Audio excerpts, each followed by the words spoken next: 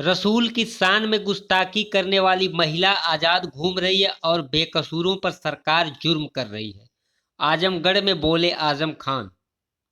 आजमगढ़ में आजम खान ने जनसभा कर बनाया माहौल। सपा प्रत्याशी धर्मेंद्र यादव के लिए मांगा जन समर्थन। उत्तर प्रदेश के आजमगढ़ लोकसभा सीट पर होने वाले उपचुनाव पर सबकी नजरें हैं। रामपुर से आजम खान और आजमगढ़ से अखिलेश यादव के इस्तीफे के बाद खाली हुई इन दो लोकसभा सीटों पर उपचुनाव हो रहे हैं। आजमगढ़ की सीट पर देश और प्रदेश की निगाहें हैं।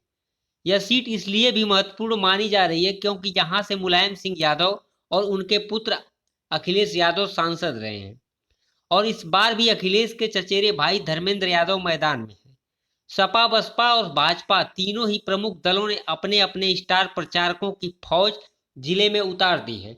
सभी लोग अपने अपने तरीके से लगातार मतदाताओं को अपने पक्ष में लुभाने के लिए प्रयासरत हैं।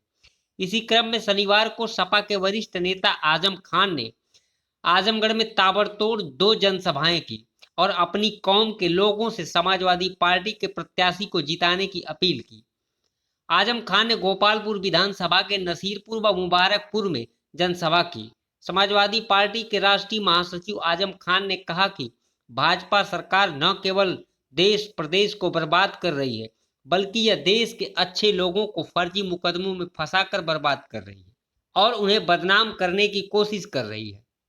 इस मामले में उन्होंने अपना ही उदाहरण देते हुए कहा कि सरकार द्वारा उनके ऊपर मुकदमे लाद कर एक काल कोठरी में 27 महीने तक अकेले कैद रखा गया।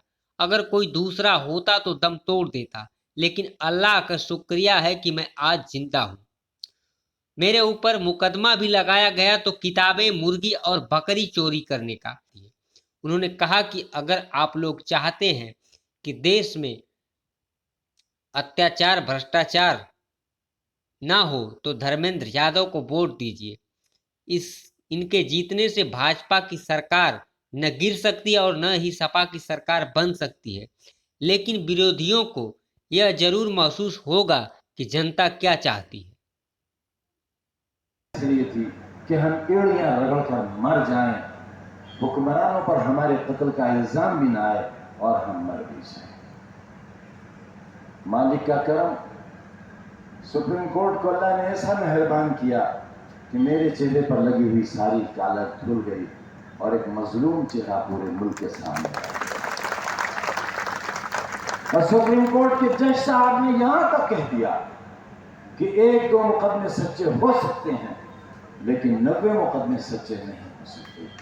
ये एक ऐसा कमेंट था मेरे लिए जिसने एक मुर्दा इंसान में जिंदगी डाल दी थी।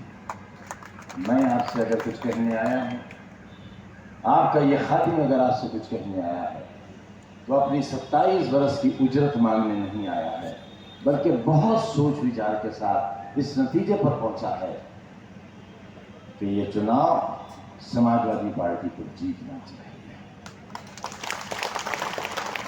आपस के इख्तलाफात को खत्म होना चाहिए और अगर किसी को भी इख्तलाफ है तो फिर उसे हमें उसको हमारी 27 महीनों की तन्हाई और कैद तन्हाई को याद करना चाहिए और याद करना चाहिए कि इस जेल में हमें क्यों भेजा गया था।